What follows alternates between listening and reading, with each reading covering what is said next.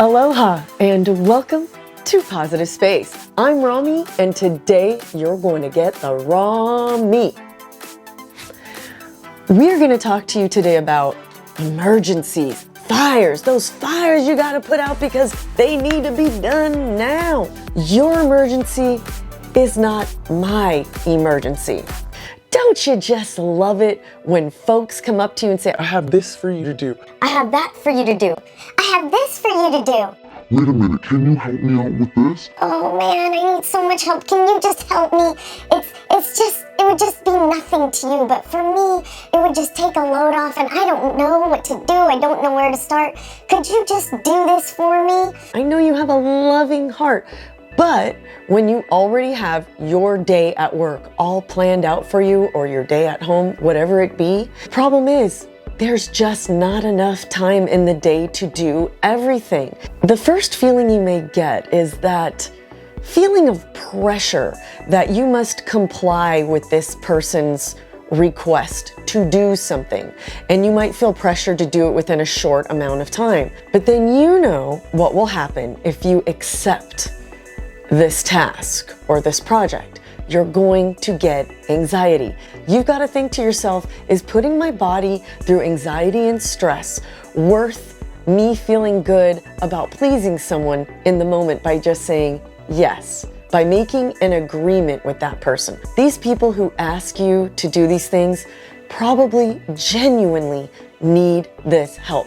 But you're also going to run into toxic people who, as a pattern, they will ask you to help. Will you please do this? I don't know why they can't do it for some reason. I remember one time at school, someone asked me, could you please call the student's parents and see if he legitimately won this iPad from us? Because I don't know if he stole it. I mean, really, that's none of my business. I don't have a question about if he stole it or not. It never came up in my mind. However, this person wanted me to go out of my way and just, to her, it's like no big deal. Just call this person and see if the parent recalls him getting this iPad as a prize from our school, because maybe he could be lying. Well, I could have just said, you know what, I just don't have enough time in the balance of my day. So if it's that important to you, why don't you go and call the parent and then let me know what you found out, and I'd be happy to debrief with you. But no, I didn't. Why? Because I wanted to impress that person. I wanted to appear like, I can do it, I am a superwoman. And then that just added more stress in the day. And also was an uncomfortable task because it's awkward. You're gonna call a parent and kind of verify that that kid didn't steal something. So I did it. It was totally, completely awkward. I got the feedback to the teacher who asked me, and it was just kind of like, Oh, okay, great, thanks. did I get any more thanks because I went out of my way and did this? That I had a little bit of anxiety about how to phrase this weird question to the parent? No, because this person has a pattern of asking other people to do things, and they're really good at it. I mean, hey, kudos to you. If you're good at asking people to do things, that's a skill. But folks, we gotta recognize those kinds of people. They have this skill and they will prey on you. Like I said, I should have said, hey, I just don't have enough time in the balance of the day. If you want to come back and process it or reflect with me after you call the parent, that would be great. I could have said, I really can't commit to doing that because I have so many things happening and so many projects I'm invested in. If I take this on, I probably won't be able to fulfill my other commitments of calling parents. If someone asks you, Hey, I really want you to answer this question right now. I really need you to get me the answer.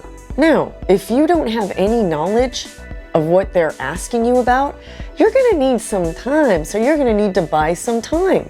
I will tell them, you know what, I would love to help you. I don't have that knowledge at this time, but if I could research that for you and get back to you, I would love to do that. But for right now, I can't give you an honest answer, and I wouldn't feel good about doing that because I just haven't acquired the knowledge to give you the answer. And they're gonna pressure you. Well, can't you just give me what you know right now? Like, can't you just tell me what you know right now?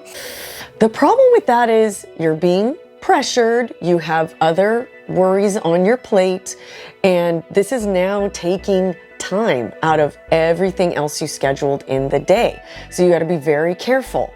You can give them a tidbit of information if you're good at cutting yourself off.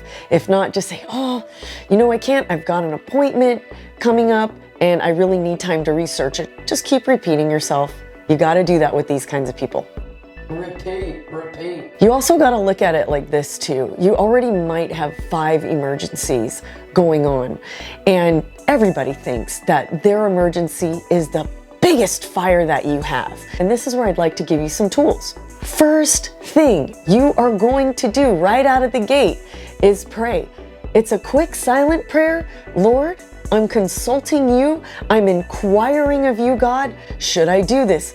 Give me your wisdom.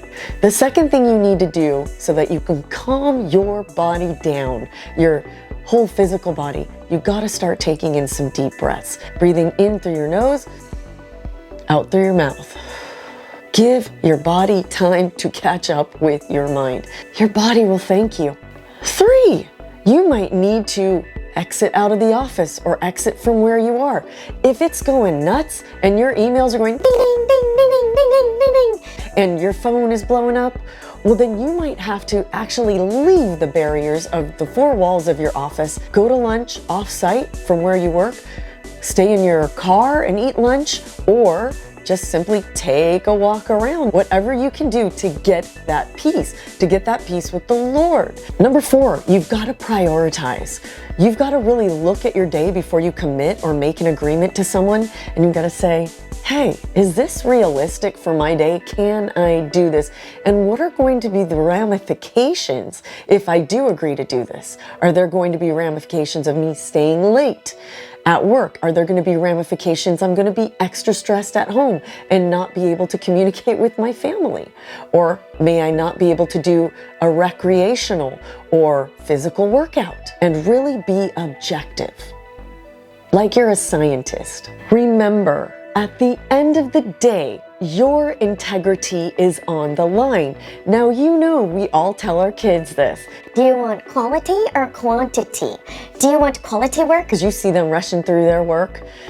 We want quality work, and people will appreciate that, and your integrity will be spared. You are a human being, not a human doing. Remember, it is so important to cast all your cares upon Him because He cares for you. He knows you better than anyone.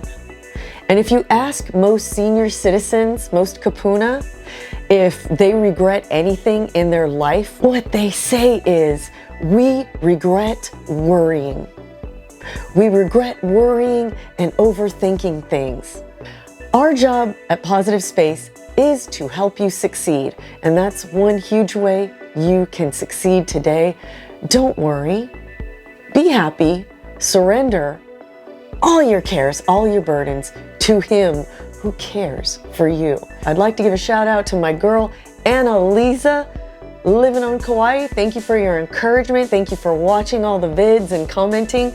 God bless you. We're excited for your new family member. Don't forget to check us out on Teespring if you would like this God's Got It shirt, inspired by Proverbs 3:5. Trust in the Lord with all your heart and lean not on your own understanding. In all your ways acknowledge Him, and He will make your path straight. Use the discount code HAPPY2021. That is Happy 2021. God's Got It clothing. The link will be in the description. Thank you so much for joining us. Thank you for bringing that positive space, and aloha.